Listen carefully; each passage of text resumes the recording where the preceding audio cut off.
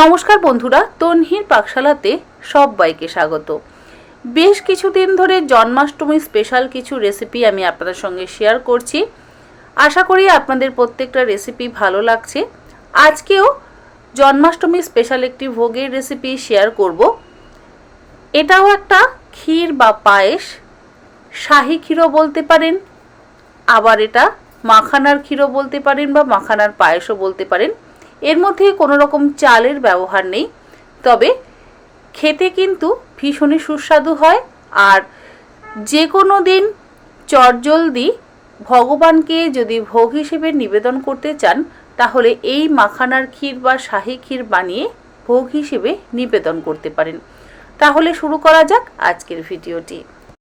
শাহী ক্ষীর বানাবার জন্য কড়াইতে 1 টেবিল চামচ পরিমাণে ঘি দিয়ে ঘিটাকে ভালো করে গরম করে নেওয়ার পর তার মধ্যে দিয়ে দিচ্ছি 150 গ্রাম পরিমাণে মাখানা।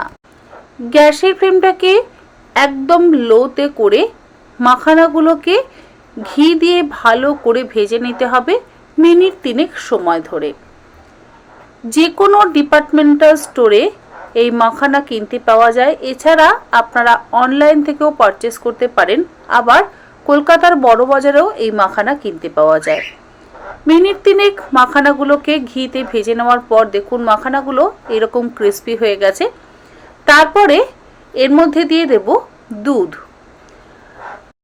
150 গ্রাম পরিমাণে মাখানা আমি ব্যবহার করেছি, আর তার জন্য আমি হাফ লিটার টোন মিল্ক ব্যবহার করছি। আপনারা চাইলে ফুল ক্রিম দুধও ব্যবহার করতে পারেন। দুধটা দিয়ে মাখানাগুলোকে ভালো করে ফুটিয়ে নেব। এর মধ্যে জলের ব্যবহার একেবারেই করব না। এই দুধের মধ্যেই দিয়ে দিচ্ছি 1 পিঞ্চ কেশর বা জাফরান। যদি কেশর বা জাফরান না থাকে আপনারা নাও দিতে পারেন, তবে কেশর বা জাফরান দিলে সুন্দর একটা রং আসে আর সুন্দর একটা গন্ধও হয়।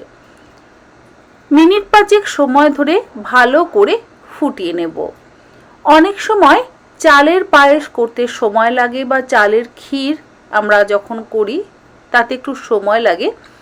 মাখানার পায়েস বা এই মাখানার ক্ষীর করতে কিন্তু খুব একটা সময় লাগে না। 5 মিনিট খুব ভালো করে ফুটিয়ে নেওয়া হয়ে গেছে।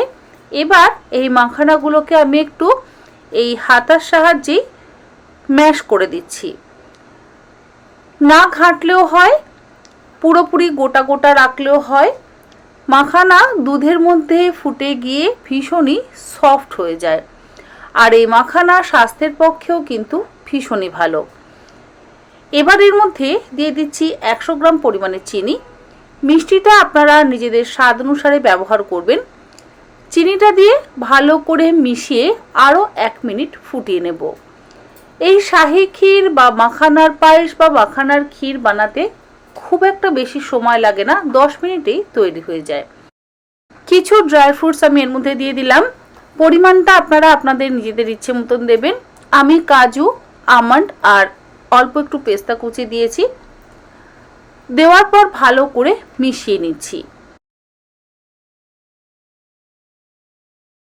তৈরি হয়ে গেল দারুণ সুস্বাদু মাখানার পায়েস বা মাখানার ক্ষীর বা শাহী ক্ষীর। সবশেষে ওপর থেকে দিয়ে দিচ্ছি 1/4 চা চামচ পরিমাণে ছোট এলাচের গুঁড়ো। ছোট এলাচের গুঁড়োটা দিয়ে ভালো করে মিশিয়ে নিয়ে গ্যাসের ফ্লেমটাকে বন্ধ করে দেব। তারপর ঠান্ডা হয়ে যাওয়ার পর এই শাহী ক্ষীর বা মাখানার পায়েস সার্ভ করব। খুবই কম সময় লাগে আর উপকরণও লাগে একদমই কম। যদি ঠাকুরকে পায়েস বা ক্ষীর বানিয়ে দিতে হয়, এই মাখানা দিয়ে ক্ষীর কিন্তু আপনারা বানিয়ে ভোগ হিসেবে নিবেদন করতে পারেন। আমার চ্যানেলে নতুন বন্ধু হয়ে থাকলে চ্যানেলটা সাবস্ক্রাইব করে নেওয়ার অনুরোধ রইল। পাশে থাকা বেল আইকন অবশ্যই প্রেস করে দেবেন, কারণ আমি চ্যানেলে যখনই কোনো নতুন রেসিপি শেয়ার করব নোটিফিকেশান আপনাদের কাছে পৌঁছে যাবে। আশা করি রেসিপিটা আপনাদের ভালো লাগলে এইভাবে একবার বাড়িতে বানিয়ে দেখতে পারেন। আজকের মতো এই পর্যন্ত। আবার হাজির হয়ে যাব নতুন কোনো রেসিপি নিয়ে। ভালো থাকবেন, সুস্থ থাকবেন। ধন্যবাদ।